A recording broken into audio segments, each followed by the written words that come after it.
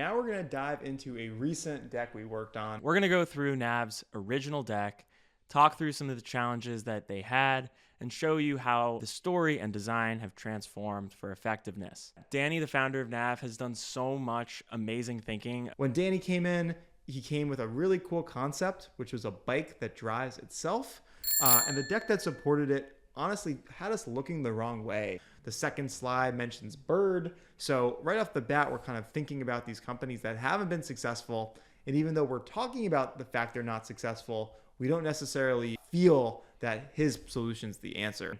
You do have this really awesome video that shows a demo of the product that comes in towards the end.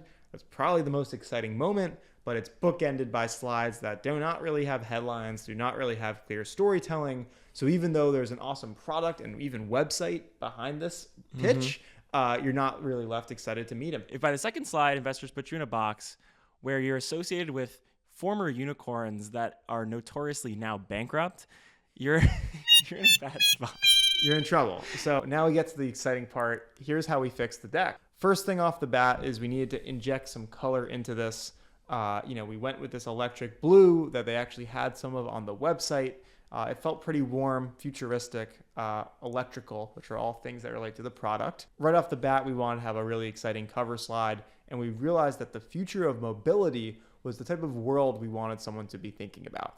So we start with slide 2, which is that robot mobility is around the corner.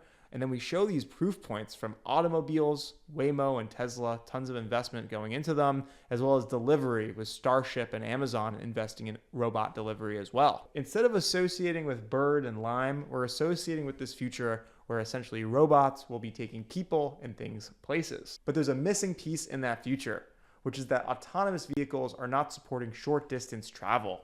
While automobiles help you go quite far and delivery is great for moving around bags of potato chips to people's houses, there's currently nothing in the micro mobility space. So this is where e-bikes and scooters come in, as well as rideshare companies.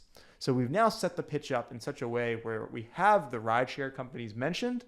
They're part of this world that's called micro mobility, but that's not where the story's going. The story's about something much bigger, which is the future of cities, the future of mobility. We then move into Nav, the first self-driving e-bike. Super simple introduction. It's your new favorite e-bike on command. There's a seamless UX that's already built that makes the bikes more accessible and innovates on rideshare economics. After calling out this gap in the market, we go to a one-liner slide. Meet Nav, the first self-driving bike network. Ride on command. We then go into the technology, make it super clear that they've built the seamless technology and user experience to make e-bikes more accessible. It's super easy to just call a bike to your location. Nav will come pick you up, and then when you're ready, you just say goodbye and the bike drives away. This was not super clear from the first deck, but it's a super cool value prop. It's so easy to get these bikes to come to you. And then we get into a gut punch, which is a really exciting one around following Starship's playbook. So this is something we learned from meeting the founder, but Starship, which has raised $200 million, started on college campuses and started with remote pilots. And that's actually how Nav is going to start as well. In the future, they'll have a fully automated self-driving bike, but right now someone will actually drive the bike away after it says goodbye to its user. So overall, this kind of was a great makeover, not just on the design side, not just as it relates to clear headlines, but we also feel like we were able to surface some really key ideas and positionings that weren't clear in the first pitch. The future feeling very distant or very abstract until it's here. One thing we look to index on throughout kind of the upfront as well as towards the end of the deck, this is an inevitability.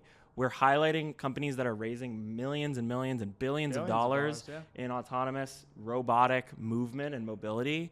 We're highlighting the fact that companies like DoorDash and Uber are exploring this for their gig labor. And so with this movement that's happening, it becomes a little bit more reasonable that there should be an angle that supports the two-wheel vehicle versus a robot and a car. It's a great starting market. There's a lot of reasons to start in the market with remote operation. The more we got to know Danny, he had so many great answers to our questions. So we want to use those as almost ammunition to preempt those common questions that an investor will have when they see this type of concept. This is potential in our mind to be a big hit. So we want the deck to feel like a big swing. Thanks so much for coming to this week's episode of Second Opinion. It's really fun for us to look back at some of our favorite projects. I think it pulls together many of the concepts that we discuss on different episodes and hopefully gives you insight into how we think about pitch decks when we're working on them ourselves. If you like this video, let us know. We're definitely happy to put anyone who's interested in meeting Danny in touch, and we're excited to see you in 2 weeks for the next episode of Second Opinion.